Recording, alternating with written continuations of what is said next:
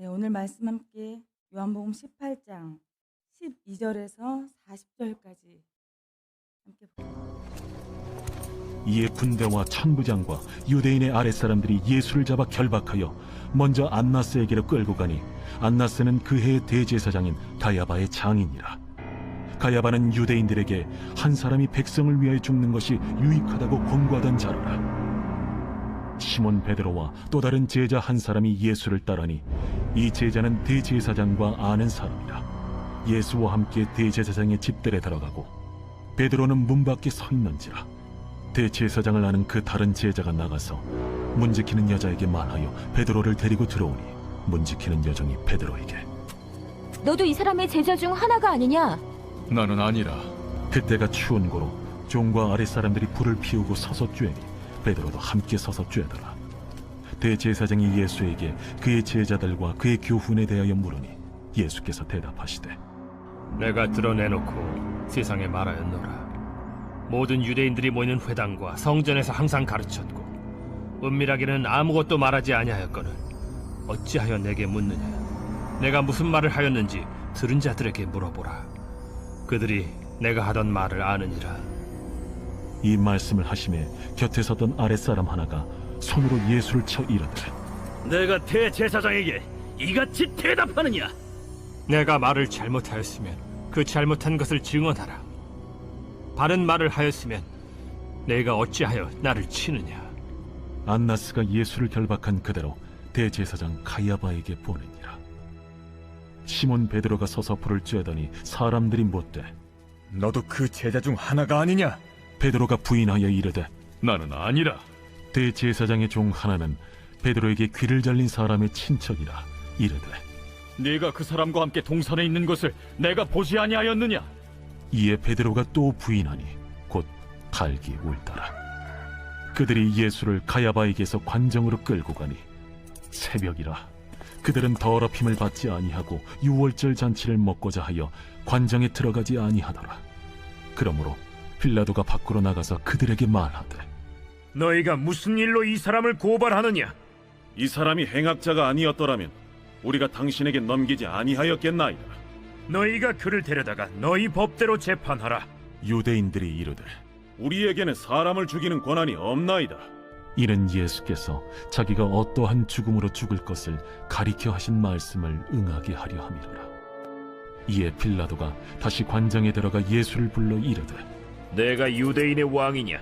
이는 네가 스스로 하는 말이냐? 다른 사람들이 나에 대하여 내게 한 말이냐? 빌라도가 대답하되 내가 유대인이냐? 내 나라 사람과 대제사장들이 너를 내게 넘겼으니 내가 무엇을 하였느냐? 내 나라는 이 세상에 속한 것이 아니니라. 만일 내 나라가 이 세상에 속한 것이었더라면 내 종들이 싸워 나로 유대인들에게 넘겨지지 않게 하였으리라. 이제 내 나라는 여기에 속한 것이 아니니라. 그러면 내가 왕이 아니냐? 네 말과 같이 내가 왕이니라. 내가 이를 위하여 태어났으며 이를 위하여 세상에 왔나니 곧 진리에 대하여 증언하려 함이로라. 무릇 진리에 속한 자는 내 음성을 듣느니라. 진리가 무엇이냐? 이 말을 하고 다시 유대인들에게 나가서 이르되 나는 그에게서 아무 죄도 찾지 못하였노라. 유월절이면 내가 너희에게 한 사람을 놓아주는 전례가 있으니 그러면 너희는 내가 유대인의 왕을 너희에게 놓아주기를 원하느냐? 그들이 또 소리질러 이르되 이 사람이 아니라 바라바라. 바라바는 강도였더라. 네, 아멘. 네, 오늘 말씀은 드디어 예수님께서 잡히시고 이 제사장들과 그리고 빌라도 총독과 함께 이 밤에 신문을 당하시는 장면이 드디어 등장을 했습니다. 오늘 말씀의 제목이죠. 진리가 무엇이느냐. 사실 이 질문은 빌라도가 한 질문입니다. 이 빌라도와 예수님과의 대화를 통해서 사실 예수님은 우리들에게 있어 그리고 전 인류, 전 많은 믿는 사람 그리고 믿지 않는 모든 사람들에게도 엄청난 메시지를 사실 전해주셨어요. 진리가 무엇인지를 말씀해 주셨거든요. 근데 우리들은 여전히 아직도 진리가 무엇인지 찾고 있는 사람들이 너무나도 많습니다. 오늘 제가 찬양을 함께 들었는데 제가 열려라 에바다라는 찬양을 되게 우리 장로님께서 항상 되게 좋아하시는 찬양이라고 알고 있었는데 이 가사를 이렇게 함께 찬양을 들으면서 진리를 찾지 못해 헤매는 이 수많은 사람들의 외침 그리고 이 간절함이 가사에 오롯이 나타나더라고요. 열려라 에바다. 이 진리가 열렸으면 하늘의 뜻을 알았으면 하는 그 열려라. 그리고 그 뜻이 열렸을 때 보여지는 그 보이지 않았던 사람들이 그 보였을 때 그 기쁨이 얼마나 크겠어요. 그런 큰 기쁨이 내 안에 있다라는 거. 그 진리를 찾았을 때. 과연 그 진리가 어떤 진리인지 우리 오늘 말씀을 통해서 우리가 함께 좀 배우고 아는 시간이 되었으면 좋겠습니다.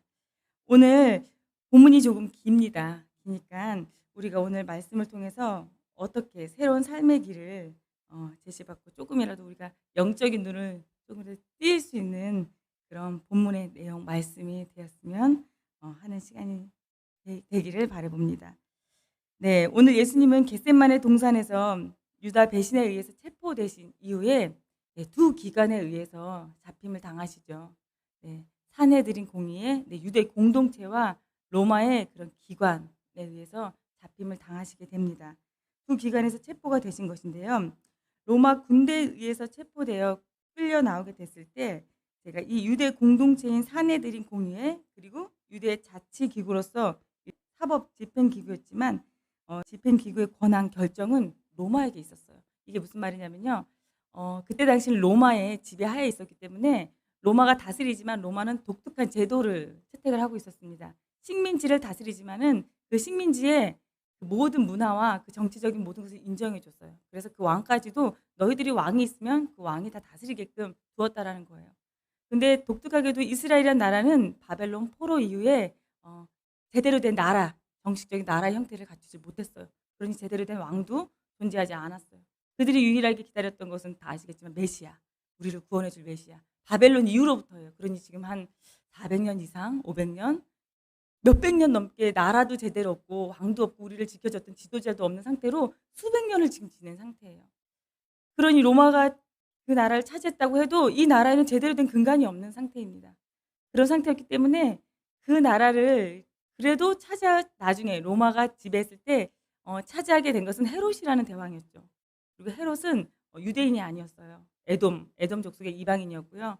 그 헤롯이 이제 죽음을 맞이하면서 그 아들에게 이스라엘 이렇게 나눠서 다스리게 했어요. 그러면서 나누면서 이 유대 땅, 이스라엘 예루살렘이 포함된 이 유대 땅은 특별히 아겔라오라는 아들이 이렇게 다스리게 되었는데요. 세 아들 중에 아겔라오라는 아들은 폭정을 행했어요. 폭정을 행해서 로마로 하여금 넌 안 되겠다. 거기를 아무리 우리가 인정을 해줘도 너는 자격이 안 돼. 그래서 그 나라에서 이렇게 착취를 당하게 됩니다. 왕으로서의 자격을 박탈을 당하게 돼요. 그래서 로마가 직접 그 유다라는 땅은 다스리게 됩니다.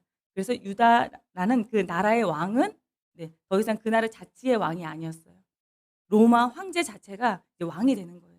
근데 황제가 올 수가 없기 때문에 로마에서 사람을 보내죠. 그게 그 유명한 이제 로마의 총독이 되는 거예요. 그래서 빌라도가 이제 그 유다라는 땅과 이두메라는 이방 땅이 있는데 두 땅을 다 다스리게 되는 그 권한을 가지고 이스라엘로 오게 됩니다. 그렇기 때문에 모든 결정과 모든 힘은 로마의 총독, 그 총독 그리고 황제의 힘을 업은 그 총독에게 있지만 그렇다고 총독이 일을 하진 않잖아요. 내가 사사건건 모든 사람들이 민원을 들어주고 모든 일을 하진 않죠. 그래서 내가 오긴 왔지만 내 일을 할 사람들이 필요해. 그래서 일을 할 수 있는 그 기관들을 만들기 시작을 해요. 그 기관이 11개의 기관이고요. 그 기관을 이름하여 산헤드린 공의회라고 합니다. 그리고 산헤드린 공의회에서는 사람들이 일을 했겠죠. 우리 지금의 말로 하면 공무원들이겠죠. 국회의원처럼 이렇게 의회니까요. 그 구성되어 있던 사람들을 바리새인 사두개인들이라고 합니다. 그러니 사두개인 바리새인들이 종교적인 지도자이기도 하지만 정치적인 지도자이기도 한 것입니다. 그러니 총독의 명령에 따라서 움직이기도 하고 스스로 자치적인 움직임도 갖기도 해요. 그래서 예수님은 이 산헤드린 공의회에 연합이 이루어진 거예요. 딱 하나의 조직은 아니니까요. 서로가 예수님을 어떻게 해야겠다 해서 이 산헤드린 공의 조직이 함께 모여져서 예수를 고발을 하게 되는 거죠. 하지만 고발을 할 수 있어요. 이 사람은 어떻게 하고 싶어요. 신성모독이라는 죄를 어떻게 뒤집어 씌우고 싶어요. 하지만 이 예수가 어떤 형벌을 받기 위해서는 네, 로마의 직접적인 사인이 있어야 되는 거예요. 왜냐하면 실제적인 이 유대 땅의 왕은 로마이기 때문에 황제이기 때문이에요. 그래서 그 빌라도 총독에게 갈 수밖에 없었어요. 그래서 오늘 말씀을 보면은 그렇게 이야기가 나오죠. 그래서 제사장들에게도 가지만 제사장 안나스 제사장에게도 가고요. 또 가야바 제사장에게도 갑니다. 그래서 예수님이 여기 끌려갔다가 또 저기 끌려갔다가 이런 장면들이 나오게 되는 거예요. 그래서 최종적으로는 이제 빌라도 총독 앞에 서게 되는 거예요. 예수님이 그 전날 밤에 잡히셨잖아요. 우리가 전날 밤에 잡히시고 사실 빌라도 총독 앞에 가기까지 대제사장이잖아요. 궁금했을 거 아니에요. 그 예수라는 자가 잡혔다는데 대제사장이라는 대단하신 분이 뭐 예수님이라는 존재를 듣긴 했겠지만 얼굴을 보진 않았겠죠. 그냥 궁금해서 한번 그래? 잡혔다니까 한번 와봐봐. 그렇게 세상에 문제를 일으킨다는데 그렇게 본인이 하나님의 아들이고 그렇게 뭐 메시아 그렇게 대단하다는데 얼굴 좀 보자 이거예요. 그래서 사실 성경에는 자세히 기록은 안 돼 있습니다. 당대의 제사장은 가야바예요. 근데 오늘 성경에는 가야바와 대화를 한 것보다는 안나스와 대화를 한 게 나와 있죠. 안나스는 당대의 제사장은 아니에요. 가야바의 장인이에요. 예전 제사장. 하지만 권력은 안나스에게 더 많았고 가야바는 그냥 그 장인 밑에서 바로 이제 그 힘의 승계를 얻어서 제사장이 된 사람이기 때문에 안나스가 먼저 얼굴 한번 봅시다 해서 빌라도 법정 가는 길에 가서 예수님 얼굴 한번 보고 너 보아하니 너 그런 사람이구나. 너 그래. 근데 어땠어요? 안나스의 마음을 불편하게 했죠. 그래서 가. 또 가야바에게로 가죠. 또 가야바에게 갔을 때 가야바와의 대화는 나와 있지 않지만 사실 가야바의 법정에 갔을 때 이미 예수님은 신성모독이라는 그런 죄명을 선고받게 돼요. 빌라도 법정에 갔을 때 선고를 받은 게 아니에요. 빌라도 법정에 갔을 때는 선고가 아니라 그 형을 집행해 달라는 거였어요. 신성모독 죄니까 어떤 벌을 줄 것이냐. 그리고 이미 벌도 가야바 법정에서 정해진 뒤였답니다.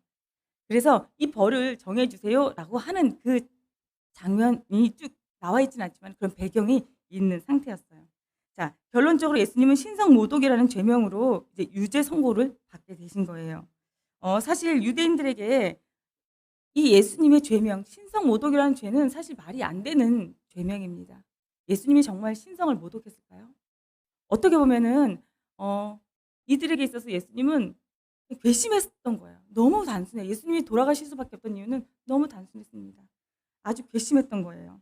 예수님께서 메시지를 전하실 때마다 사람들이 예수님에게 몰렸어요.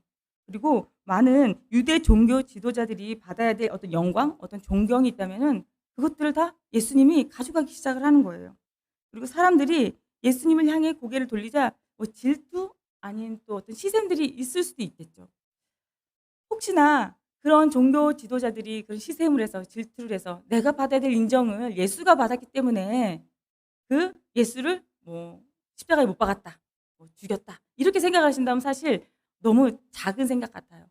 그들이 진정 예수님을 십자가에 못 박아야겠다라고 결정을 지은 이유는 그런 작은 이유, 그것도 어떻게 보면 인간적으로는 근본적인 마음이었을 수도 있겠죠. 하지만은 정말로 사회적으로 드러난 표면적인 이유는 그게 아니었어요. 예수님이 진정 십자가에 못 박을 수밖에 없었던 이유는 예수님께서 그들의 틀을 깨기 시작했기 때문이에요.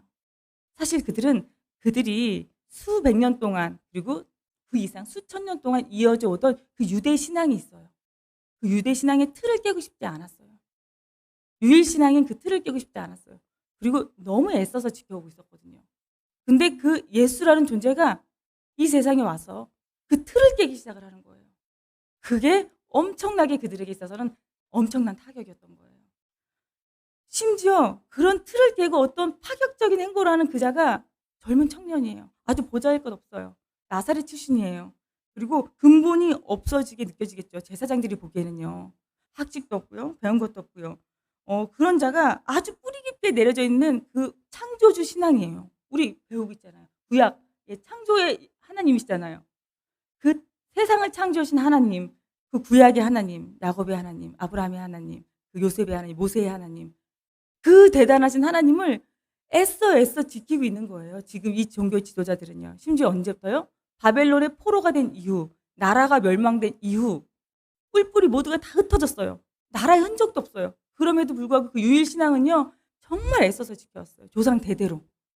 아침에 일어나면 눈 뜨면 무릎 꿇어 기도할 정도로 너무너무 애써서 지켜왔어요. 이거는 지켜야 돼. 내 목숨이 사라지더라도 이건 지켜야 돼. 그들의 열심도 정말 정말 최고의 열심이었을 거예요. 정말 이렇게 애써서 지켜온 우리 신앙을 뿌리째 흔드는 거예요. 뿌리째. 처음에는 무시할 수 있었을 거예요. 그래 뭐 혼자 떠드나 보다. 뭐 저런 말 할 수도 있지. 수많은 사람들이 그간에 뭐 그들 입장에서 이단이었겠죠. 그런 존재가 없었겠습니까? 하지만 누가 움직입니까? 사람들이 움직이기 시작하는 거예요. 사람들의 마음이 움직이기 시작하는 거예요. 그럴 때 이들은 아 이건 보통이 아니다라고 생각하기 시작을 합니다. 사람들이 더 이상 동요되기 전에 무언가 사태가 일파만파 퍼지기 전에 아 이거 수습을 해야겠다. 이거 이대로 둬서는 안 되겠는데라고 드디어 예수님에게 이제 시선이 가기 시작을 하는 거예요. 그런 예수님을 뭔가 더 커지기 전에 제거를 해야겠는데 조용히 처리할 수 있는 방법이 뭐였을까라고 생각을 했을 때 그들이 생각해낸 아주 기가 막힌 건 아니죠. 놀라운 것도 아니죠. 그 죄명이 신성모독이었던 거예요. 왜냐?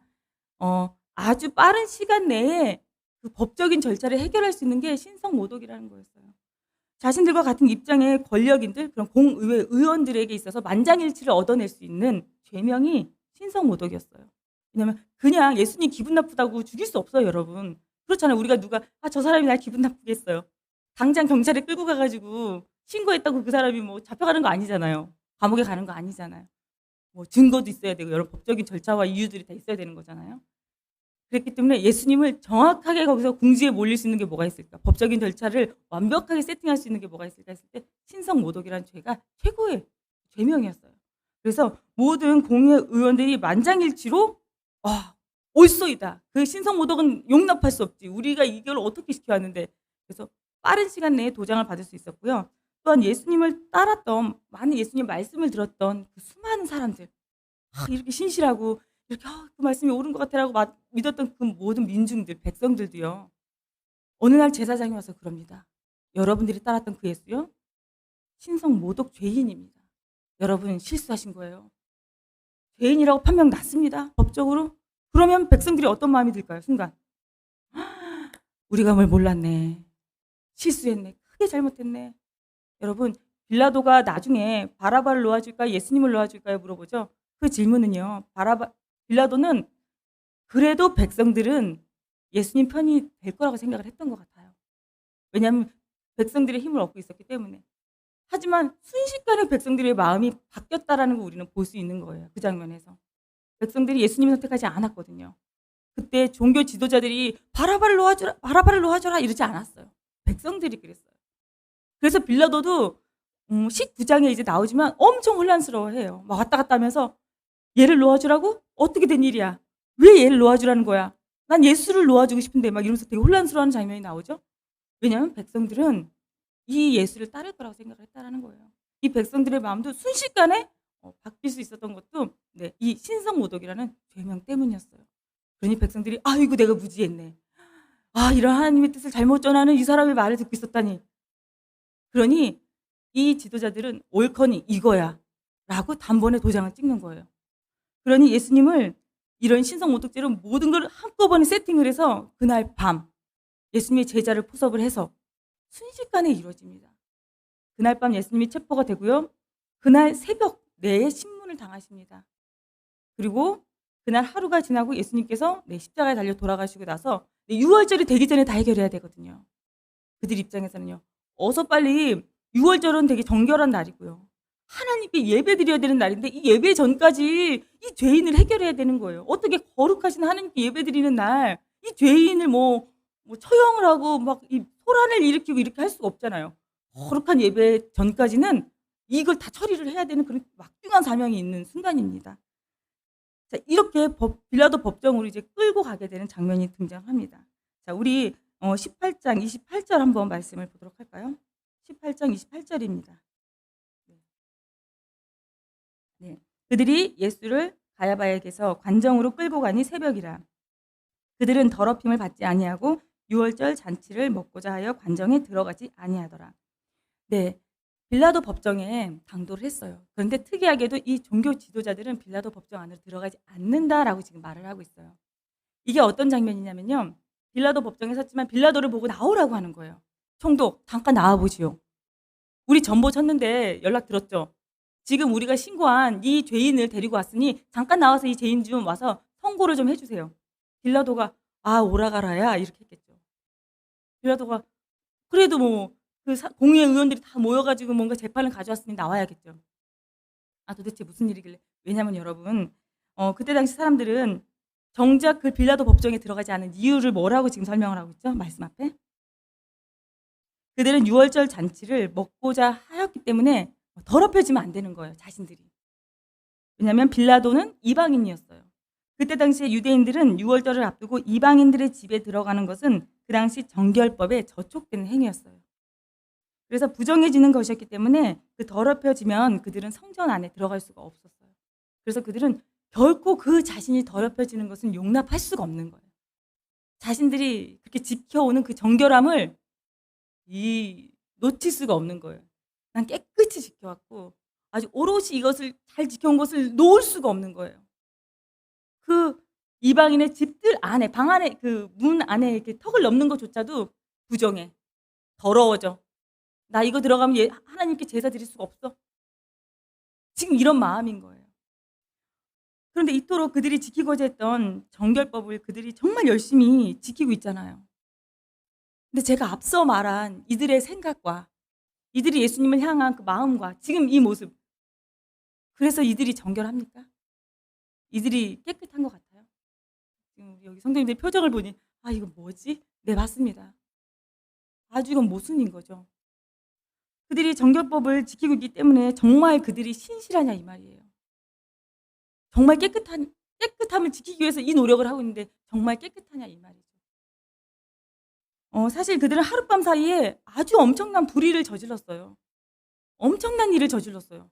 그 예수를 불의한 죄명으로 십자가에 못 박는 그 엄청난 일을 저질러 놓고선 나는 깨끗해, 나는 불의해, 부정해질 수 없어, 더러워질 수 없어. 그러면서 심지어 그냥 그 법정 안에도 들어가지 않는 거예요.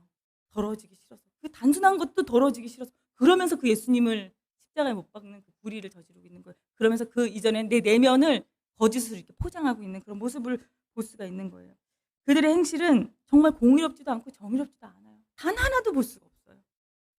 그런 것을 사실 예수님은 예수님이시잖아요. 바로 옆에서 지금 체포당해 가시면서 다 보고 계시겠죠. 그 마음을 아시고 중심을 아시는 예수님이 그걸 모르시겠어요, 지금? 다 아시겠죠. 너희들의 마음이 이렇구나. 그렇지. 아시고 계실 거예요. 지금 이러한 예수님의 마음을 갖고 우리가 말씀을 계속 보고 계셔야 돼요. 지금 이 사람들의 마음, 이런 유대 종교 지도자들의 마음에 휩쓸려 가면 안 되고요. 예수님의 마음을 갖고 가셔야 돼요. 니들이 그렇구나. 그런 죄인의 모습으로 그런 잘못된 것이 옳다라고 생각하고 가는구나. 이 마음을 갖고 말씀을 쭉 보시면 될 것 같아요. 이렇게 말도 안 되는 죄명을 뒤집어 씌우면서 빌라도 앞에 이끌어 가며 예수님을 어떻게 해서든지 죽일 수 있는 죄명을 선고해 달라던 그들의 행실은 결코 정결한 행실이 아니었어요. 그들은 그저 내가 종교의 어떤 법 속에 정해져 있는 그 룰만 지키면, 그 법칙만 지키면, 어떤 종교라는 이름 안에 있는 틀이 있잖아요. 뭐 교회 와서 예배를 드릴 때 어떤 정해져 있는 법칙들이 다 있잖아요. 그것만 잘 지키면은 나는 정결하다, 나는 은혜 받았다, 나는 구원 받았다 라고 생각하고 있었다라는 거예요. 그러면 그들이 진정 정결하냐라는 거예요. 제가 여기서는 오늘 말씀 중에 첫 번째 우선은 진리를 말하기 전에 첫 번째 메시지를 함께 나누고 싶습니다. 우리도 한번 생각을 해봤으면 좋겠다라는 거예요. 우리가 주일에 한 번 교회를 와서 예배를 드려요. 그 예배 한 번 드리면 우리가 정결해지는 걸까요? 우리가 주님 앞에 떳떳한 주님의 자녀가 되는 걸까요? 그리고 우리가 교회 등록 교인이라고 사인을 했잖아요. 등록 교인이라고 썼잖아요. 그럼 우리는 정말로 등록 교인, 정말로 하늘에 우리는 등록이 된대요. 생명 기록부에 우리 이름이 적힌대요. 그럼 정말 적히는 걸까요? 이 교회에 그냥 그거에 써놓기만 하면? 더더군다나 예수님을 믿고자 우리가 세례라는 걸 받죠. 여기 계신 분들은 안 그러신 것 같아요. 눈빛이 지금 아주 그렇지 않을 수 있겠지만 뭐 다른 분들이 그러신 것 같긴 하지만은 세례를 받았다고 해서 난 세례 받았으니까는 수요일인데 예배 안 드리신 분들 너무 많잖아요. 그죠?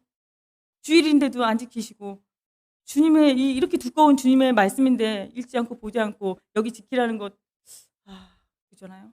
지키지 않으면서 나는 구원받았어. 과연 정결한 걸까요? 과연 깨끗한 걸까요? 내가 남들보다 좀 온유한 편이고 뭐 선하게 살았고 말씀대로 성령의 열매 몇 개 중에 몇 개.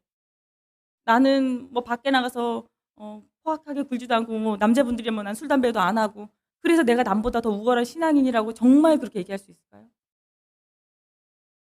지금 이 말씀 안에서는요. 적어도 오늘 예수님을 팔아서 예수님을 이렇게 끌고 가는 유죄를 선고했던 이 사람들은 그랬다라는 거예요. 오늘 등장하는 이 종교 지도자들은 그 마음으로 지금 이렇게 있다라는 거예요. 그 대단하신. 그 뿌리 깊은 유대교를 지켜오는 그분들은 적어도 그런 마음이었다라는 거예요. 나는 그렇게 생각해. 나 할례 받았어. 나 할례 받았기 때문에 할례 받지 않은 자와는 틀려라고 생각했고요. 나는 다른 자보다는 깨끗하지 않을까? 그리고 나는 제사장이고 그리고 이방인들과는 다른 하나님께 선택된 백성이니까 좀 다르지 않을까라고 생각했다라는 거예요. 그리고 또한 성전 안에서 그들은 특별한 직책을 맡고 있었기 때문에 좀 달라요. 성도들과 또 여기 직책 맡으신 분들은 다르잖아요. 성도들은 앉아서 예배 앉아 드리지만 또 와서 뭔가 봉사도 하고 헌신도 하고 하면은 뭔가 내가 좀 더 거룩하고 내가 좀 더 뭔가 있어 보이잖아요. 저도 밖에 나가서 전도사라 그러면 전도사님 이세요 그러더라고요. 말이 바뀌어요. 갑자기 이세요로 바뀌어요. 그럼 제가 뭐가 달라요? 그분이랑? 그분이 훨씬 더 신실할 수 있어요. 주님 앞에서는. 그거는 모를 일이에요. 어떤 직책이 어떤 행동이 우리의 신앙을 뭐 정결하다 깨끗하다라고 말할 수 있느냐 이거예요. 지금 여기 예수님을 이렇게 판 자들은 그 스스로가 난 그래라고 스스로 생각했다. 아주 잘못된 생각을 가지고 있다라는 거죠. 그들은 세리와 어떤 죄인과 어울리는 그 예수님은 죄인이다. 그렇기 때문에 나는 그를 그렇게 말할 수 있어라고 나는 그런 자격이 있어라고 생각했기 때문에 그런 행동을 해왔다라는 거예요. 그런 어떤 교만한 마음을 가졌던 그런 사람을 보면서 우리의 믿음을 한번 생각해 보았으면 좋겠다라는 거예요. 진짜로 우리 주님 앞에 나는 정결한가를 한 번 더 고민해 보는 말씀이 되었으면 하고요. 29절 말씀입니다. 29절에 빌라도가 밖으로 나아가서 그들에게 말하되 너희가 무슨 일로 이 사람을 고발하느냐라고 묻습니다. 예수님의 죄목에 대해서 빌라도가 그들에게 물어보게 되는 거죠. 도대체 무슨 일로 나에게 왔느냐라고 물어보죠. 그랬더니 30절에 또 묻습니다. 대답하여 이르되 이 사람이 행악자가 아니었더라면 우리가 당신에게 넘기지 아니하였겠나이다. 이 말은 무슨 말이냐면 빌라도가 묻습니다. 아니 이 사람의 죄명이 뭐죠? 이 사람이 뭘 잘못했길래 지금 여기를 데리고 온 거냐 이 말이에요. 그랬더니 이 지도자들은 이 사람이 행악자가 아니었더라면 그러니까 그냥 잘못했으니까 데리고 왔지. 잘못했으니까 데려왔지. 우리가 당신에게 끌고 아무런 잘못도 없는데 이 사람을 데리고 왔겠습니까? 라고 지금 묻고 있는 거예요. 왜냐하면 떳떳하지 못하다는 걸 그들 스스로 다 알아요. 신성모독이라는 죄명이 사실 빌라도 앞에 나아갔을 때 그다지 예수님을 고발하는 이유가 세 가지였다라고 합니다. 첫 번째, 모든 백성들을 미혹해서. 두 번째, 가이사에게 세금을 바치지 않아서. 두 번째, 그리고 세 번째는 신성모독을 했기 때문에. 이러한 것이 지금 빌라도 앞에 사형을 구형해 달라고 지금 오는 이들의 입장인데 이 죄명을 세 가지를 딱 얘기를 했다고 해보세요. 빌라도가 아이 그거 나쁜 사람일세 사형 이렇게 하겠어요? 심지어 로마법에 의한 사형 십자가 사형은요 그 당시에 엄청나게 흉악한 극악무도한 형벌이라고 합니다. 여러분들이 봐도 이 세 가지 사람들을 미혹해서 사형, 가이사에게 세금을 바치지 않아서 사형. 근데 이 세금 문제는 아시겠지만 예수님이 잘 현명하게 대처하신 부분도 있고요. 그리고 신성모독, 사형. 이게 납득이 빌라도 입장에서도 그랬을 거예요. 뭐 듣긴 들었을 거예요. 다시 한번 물어보는 거예요. 그러니 아유 죄명은 필요 없고 우리가 잘못을 했으니까 이 사람은 행악자가 아니면 데려왔겠습니까? 빨리 그냥 사형이라고 당신은 답정 넣으라 그러죠. 답은 정해져 있어. 빌라도 당신이 이 사정을 몰라서 그래요. 우리 유대인들은 복잡하고요. 유서가 깊고 알잖아요. 우리 유대인들. 다 알면서. 당신은 그냥 여기 있다가 가만히 있다가 조용히 본국으로 돌아가면 되는 거 아닙니까? 라고 얘기하고 있는 거예요. 근데 빌라도가 아무리 봐도 그래 뭐 내가 뭐 대충 사인해줘도 되긴 될 일이에요. 근데 그중에 세 번째가 딱 걸리는 거예요. 세 번째가 신성모독. 이것을 내가 그냥 대충 두고 봤다가는 딱 보니까 이게 정치적으로 가장 결부가 되어 있어요. 자기가 신이라고? 자기가 신이 아니고 자기가 왕이라는 게 신성모독인 거예요. 예수가 왕이라고 했다는 거예요. 자기가 유대의 왕이래요. 왕이래요. 유대의 왕은 지금 누구예요? 로마의 황제가 유대의 왕으로 지금 와 있는 거잖아요. 로마의 황제가 유대의 왕으로 돼 있어요. 다른 지역들은 어떻게 보면 또 다른 왕들이 있을 수 있어요. 뭐 아그리빠 왕, 무슨 왕. 각각 지역마다 왕이 있었답니다. 뭐 크게는 뭐 로마의 왕이지만은. 근데 갑자기 얘가 왕이래요. 근데 유대의 왕은 로마 황제가 직접 통치를 하고 있고 내가 거기에 대리자로 와 있고 그렇다고 해서 나도 내가 왕이라고 안 그러는데 얘가 왕이래요. 근데 내가 이거를 되게 우습게 간과했다가 나중에 로마의 그 본국에서 알게 되면 피곤해지거든요. 그래서 이 문제에 대해서 한번 묻는 거예요. 네가 유대의 왕이냐? 라고 묻는 거예요, 지금. 그래, 네가 유대의 왕이라고? 그래, 한번 보자. 왜냐면 되게 우습게 넘길 수 있는데 이 많은 사내들인 공의 의원들이 막 서로 막 연합을 해가지고 데리고 온 존재란 말이에요. 우습게 넘길 존재는 아닌 거예요. 진지하게 그 예수를 바라봤겠죠. 그래, 쉬운 문제는 아닌가 봐. 내가 우습게 넘길 문제는 아닌가 봐 하고 예수를 바라봤을 때 그런 생각이 들었을 것 같아요. 빌라도는 내가 너를 보아하니, 너라고 해서 죄송해요. 그냥 예수님 보아하니 그 행색과 그 초라함이 그지 말할 데가 없고 심지어 나사렛 출신의 뭐 반역을 일으킬 만한 어떤 기품과 풍채가 전혀 보이지 않는 거예요.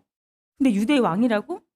그래서 이때 사실 빌라도가 네가 유대의 왕이냐라고 묻는 것은 사실 되게 많은 경멸이 담겨져 있는 말이었어요.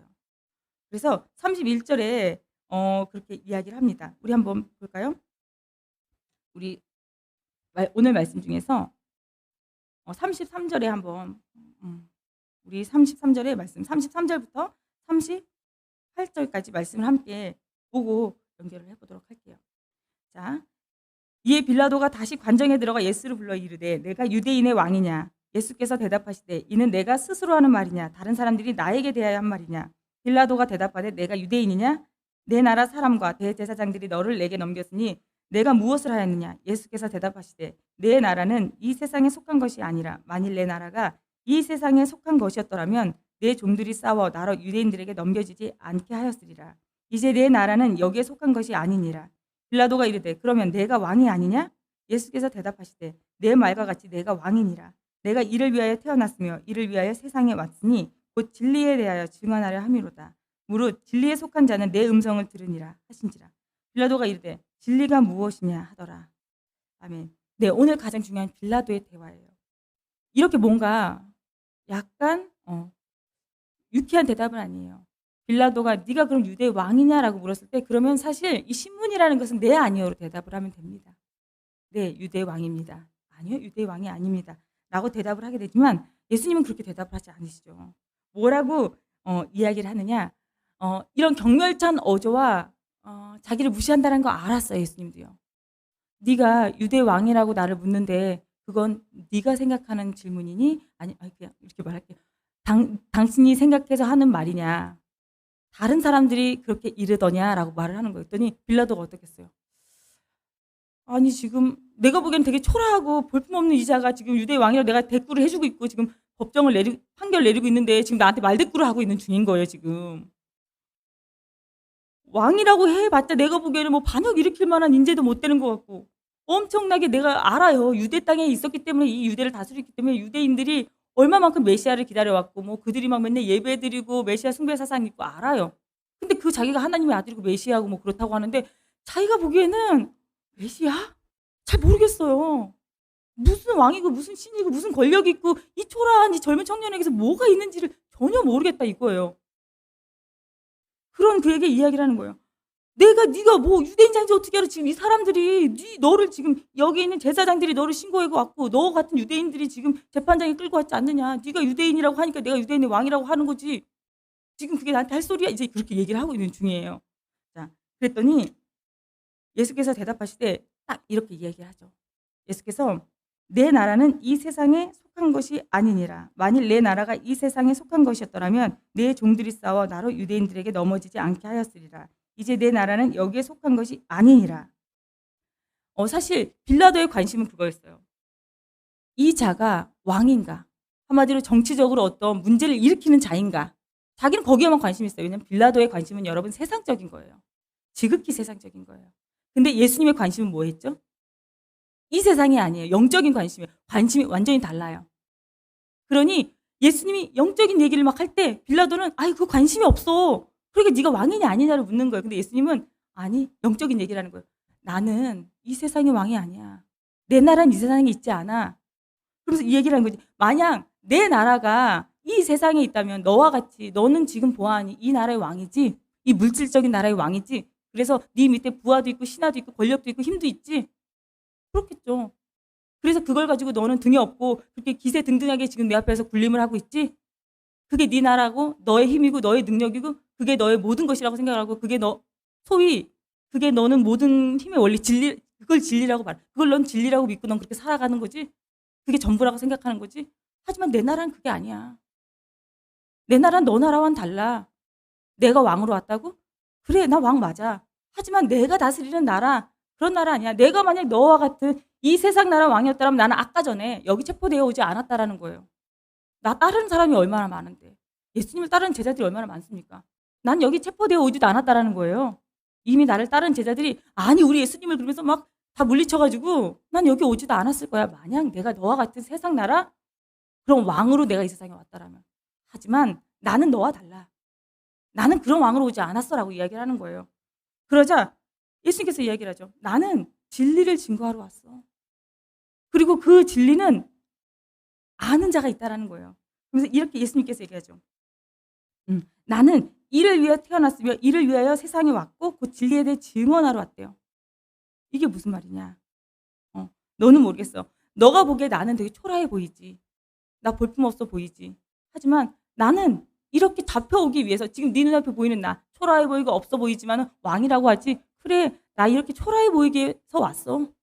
나 이렇게 없어 보이기 위해서 왔어. 심지어 나 죽으려고 왔어. 나 이렇게 멸시받기 위해서 왔어. 그렇기 위해서 내가 왕으로 왔고 이 세상에 와서 이것을 또한 증거까지 하러 왔다는 거예요. 이게 내 나라의 진리야. 이걸 아는 자들은 안다라는 거예요. 이거 우리는 알잖아요. 감사하게도 말씀을 배우고 알아서. 근데 빌라도가 이때 알았을까요? 진리라고? 뭐 그게 진리라고? 단편적으로 알았어요. 너처럼 초라하게 지금 내 앞에 앉아서 이렇게 내 말 한마디면 너는 지금 죽는 거야. 근데 뭐 진리를 논해? 이게 진리라고? 진리가 무엇인데? 라고 하면 사실 여러분 이 38장에 그런 말씀이 나와요. 빌라도가 이르되 진리가 무엇이냐 하더라. 그러면서 바로 이 말을 하고 다시 유대인들에게 나아갔다고 이야기를 하죠. 그러면서 한 행동이 어떤 행동이 있죠? 바로 유대인들에게 나아가서 나는 이 얘기에서 아무 죄도 찾지 못하였노라 하면서 내가 유월절이면 너에게 한 사람을 놓아주는 전례가 있으니 바로 예수님과 바라바를 놓아주는 장면이 나와요. 진리가 뭔데? 라고 이야기를 하면서 예수님이 다시 이걸 풀어 설명을 해주시지 않았어요. 지금 제가 얘기하는 것처럼. 근데 자기가 진리가 뭔데? 그러면서 자기가 막 문을 박차고 나아가서요. 사람들한테 이야기를 해. 아, 이 사람 죄 없어. 무슨 말이야 지금. 이게 무슨 죄가 있다라는 거야 지금. 진리? 내가 진리가 뭔지를 보여줄게 라고 사실 이야기를 하는 장면이에요. 그래서 뒤에 바라바를 놓아주는 장면이 등장을 하는 거예요. 어쩌면 예수 앞에 보란 듯이 세상의 진리? 진리라는 것을 내가 알려주지 라고 이야기를 합니다. 이 빌라도가 생각한 진리는 뭘까요? 빌라도가 생각한 진리는 이런 진리예요. 자, 너는 빌라도에게는 힘이 진리였어요. 권력이 진리였어요. 자기를 에워싸고 있는 이 수많은 신하들 그리고 권력들 그리고 나를 보호해주는 이 부하들이 진리예요. 힘이에요. 이 힘과 능력, 이 권리, 내가 모든 걸 좌지우지할 수 있는 게 진리라고 생각을 했던 거예요. 이게 참 이치라고 생각을 했다라는 거예요. 이거지. 어디 감히 내 앞에서 진리를 논하고 있어? 겨우 내 앞에서 초라하게 앉아있으면서 나는 너의 생명을 살릴 수도 있고 저 바라바의 생명을 살릴 수도 있어. 난 생명을 살릴 수도 있고 너의 생명, 바라바의 생명을 살릴 수도 있고 너의 생명을 죽일 수도 있어 지금. 바라바의 생명을 또 죽일 수도 있고. 난 이런 권한이 있는 자야. 이 힘이 있는 게 진리지. 너 뭐 진리를 알고 말하는 거야? 지금 이러고 있는 거예요. 내가 두 눈 똑똑히 진리를 보여주지 라고 진리를 두 눈 앞에 보여주고 있는 중이에요. 참 진리를. 여러분 이게 참 진리일까요? 세상의 진리는 그렇습니다. 힘과 권력, 능력, 뭔가를 이룰 수 있는 것, 내가 뭔가 이렇게 누리면서 사는 것, 이걸 진리라고 생각해서 우리는 열심히 살잖아요. 뭔가 열심히 추구하잖아요. 근데 참 슬프게도 예수님이 말씀하신 진리, 예수님이 말씀하시는 예수님의 나라에서 말씀하신 그 진리는요, 완전 반대예요. 완전 반대. 예수님께서 말씀하시는 진리는 이 강도를 죽일 수도 있고 살릴 수도 있는 진리가 아니에요. 강도를 죽일 수도 살릴 수도 있는 힘과 권력, 능력, 세상 가운데 충분히 누릴 수도 있고 가질 수 있는 그 진리가 아니라 강도로 살아왔던 살인자 같은 이 사람마저도 대신해서 죽어줄 수 있는 그런 값없이 베푸는 희생, 이게 진리예요. 그 하나님의 아들이세요. 높은 권위, 높은 위치, 내가 뭐 높은 상사니까, 내가 너보다 높은 위에 있으니까, 내가 또 어떻게 보면 나보다 낮은 사람에게서 높은 권위에 있으니까 그 권위를 내려놓을 수 있는 그런 것도 힘이죠. 그런 권위를 내려놓을 수 있는 내려놓음, 그게 진리인 거예요. 그리고 나눔, 내가 가진 것들을 나누는 것, 이게 진리인 거예요. 은혜로운 베품, 희생. 빌라도에게 있어서는 많은 신하와 부하들이 그 왕 하나를 위해서 목숨을 바쳐야 돼요. 왕 하나를 지키기 위해서. 하지만 예수님이 말씀하시는 하나님 나라는 왕 하나가 죽음으로써 인해서 만백성이 사는 거예요. 완전 다른 진리예요. 다른 세상이에요. 지금 그 진리를 이야기하고 있어요. 그래서 성경이 말씀하시는, 우리에게 말씀하시는 진리가 무엇이냐라고 이야기했을 때는요, 그냥 예수 그리스도 자체로서 보여주시는 예수님 그 삶 자체예요. 예수님이 그렇게 무릎 꿇고 앉아있는 모습, 하나님의 아들이신데 그 수모를 당하면서 말이 안 되는 소리를 들으면서도 그냥 그렇게 계시는 그 모습, 그리고 앞으로 이루실 십자가의 돌아가심, 그게 진리예요. 그 모습 자체, 그 삶 자체. 그래서 한 성경학자는 이렇게 이야기를 합니다. 예수님의 삶 자체가 성육하신 그 자체로 바로 이미 충만한 진리의 형상화라고 이야기를 해요. 그래서 예수님의 그 인격 자체가 진리의 계시라고 이야기를 해요. 예수님 자체가, 그 삶 자체가, 예수님이 하시는 말씀 자체가 진리예요. 간단하게 이야기해서는 희생하는 거, 나누는 거, 베푸는 것, 이 자체가 진리라는 말씀입니다. 이런 게, 이 진리를 깨닫고 진리를 아는 것도 사실 어려워요. 아, 이게 진리구나. 어려워요. 성경에서 말씀하신 진리. 세상을 살아가면서 하나님의 진리를 알았다고 해서 여러분 세상 살아가는 게 쉬울 것 같으십니까? 더 어려워요. 하나님의 진리를 알잖아요. 세상 살아가는 게 어려워요. 세상의 진리와 하나님의 진리가 달라서요. 그래서 저는 이렇게 여러분들과 함께 권고를 함께 하고 싶어요. 세상의 하나님의 진리를 그래도 일찍 알면 우리가 세상 살아갈 때 후회는 할 수 있어요. 아, 내가 좀 더 먼저 희생할 걸. 아, 그때 내가 화내지 말았어야 됐는데.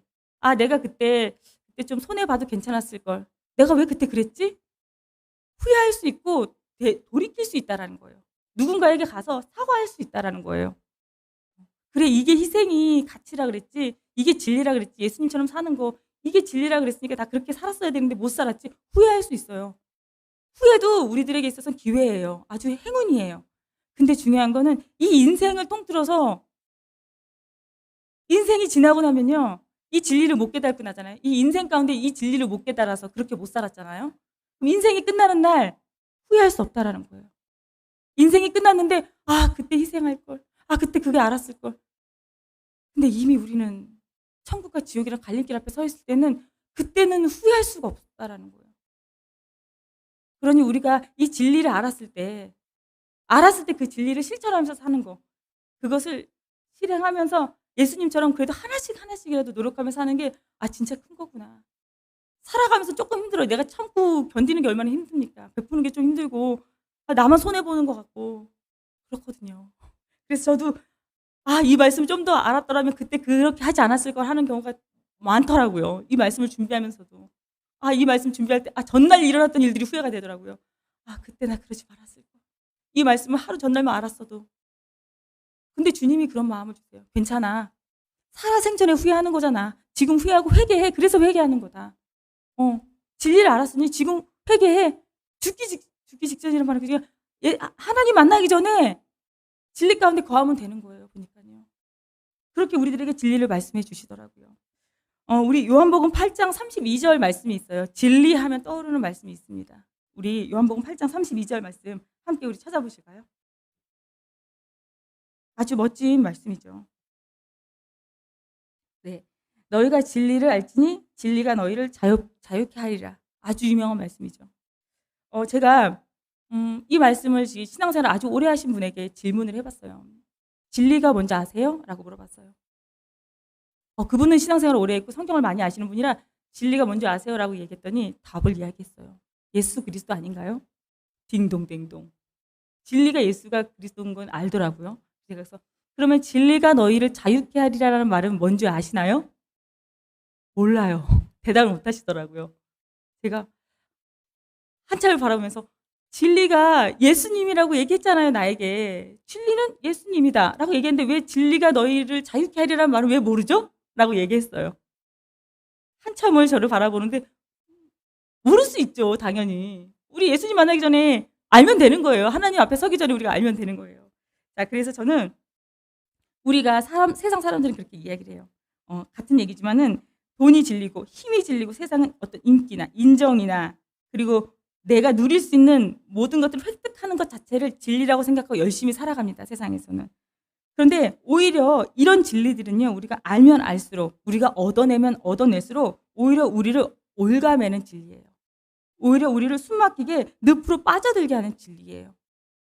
더 우리를 힘들게 해요. 그걸 얻었다고 해서 모든 게 다 행복해, 기뻐 이렇지 않다라는 거예요. 이 진리들은요. 하지만 예수님께서 우리에게 보여주셨던 하나님 나라의 진리는 우리를 진정으로 기쁘게 한다는 거예요. 자원봉사 해보셨죠? 나눔 해보셨죠? 얼마나 기쁩니까? 그 안에. 그 기쁨이에요. 진짜 내가 누구를 위해서 희생했을 때 그 안에 나오는 참 기쁨. 그 기쁨이라는 거예요. 오늘 우리가 진리에 대해서 함께 나누고 말씀 속에서 배웠습니다. 진리가 무엇인지 확실히 우리가 알고 이제는 그렇게 살았으면 좋겠습니다. 너희가 진리를 알지니 진리가 너희를 자유롭게 하리라. 이 말씀 중에서 제가 진리라는 이 말 대신에 예수라는 말로 바꾸어서 함께 말씀을 마무리할까 합니다. 오늘 말씀은 아니지만은 8장 32절에 진리가 너희를 자유롭게 하리라. 이 말씀 한번 예수라는 말로 진리를 대신해서 함께 다 같이 읽어볼까요? 시작. 너희가 예수를 알지니 예수가 너희를 자유롭게 하리라. 네, 예수님께서 우리를 얼매고 괴롭게 하는 이 세상에서 모든 죄에서 예수님의 이름으로 자유롭게 우리의 영혼을 자유롭게 하실 줄을 믿습니다. 우리 함께 기도하시겠습니다. 하나님 아버지, 오늘 말씀을 통하여서 진정으로 하나님 나라의 진리가 무엇인지, 하나님 나라의 그 크신 진리가 무엇인지 우리에게 보여주셔서 주님 참으로 감사를 드립니다. 오히려 우리를 얼매고 자유롭지 못하게 하는 세상의 모든 것들이 우리는 최고의 가치로 여기며 살아온 때가 너무나도 많았습니다. 하지만 오늘 말씀을 통해서 예수님이 진정으로 추구하시고 우리에게 따르라고 말씀하신 귀한 가치가, 귀한 진리가 무엇인지 우리 조금이나마 알게 되었습니다. 희생의 가치, 그리고 섬김의 가치, 나보다 남을 나은 자라고 여기는 가치, 그것이 예수님이 손수 삶으로 보여주신 진리임을 주님 저희들 알게 되었습니다. 더 나아가 하나님의 나라의 의를 위해서 나의 의까지도 죽일 수 있는 그 엄청난 영적인 가치를 알게 하셨으니 이제 우리 영적으로 거듭난 자로 새롭게 살아갈 수 있게 도와주시옵소서. 주님, 어제의 나보다 나은 오늘의 나로 주님 살아갈 수 있게 도와주시옵소서. 주님, 부족한 우리의 영혼 가운데 주님을 적대시하는 자들의 신문을 당하시면서도 하늘의 의를 당당히 선포하시고 살아내신 그 예수님의 그 형상을 우리가 담게 하여 주시옵소서. 우리의 삶이 예수님을 닮은 온전한 작은 그리스도의 삶이 되길 원하며 예수님의 이름으로 기도드렸습니다. 아멘. 주기도문 하시겠습니다. 하늘에 계신 우리 아버지여, 이름이 거룩히 여김을 받으시오며 나라가 임하옵시며 뜻이 하늘에서 이루어진 것 같이 땅에서도 이루어지리이다. 오늘날 우리에게 일용할 양식을 주옵시고 우리가 우리에게 죄 지은 자를 사하여 준 것 같이 우리의 죄를 사하여 주옵시고 우리를 시험에 들게 하지 마옵시고 다만 악에서 구하옵소서. 내게 나라와 권세와 영광이 아버지께 영원히 있사옵나이다. 아멘.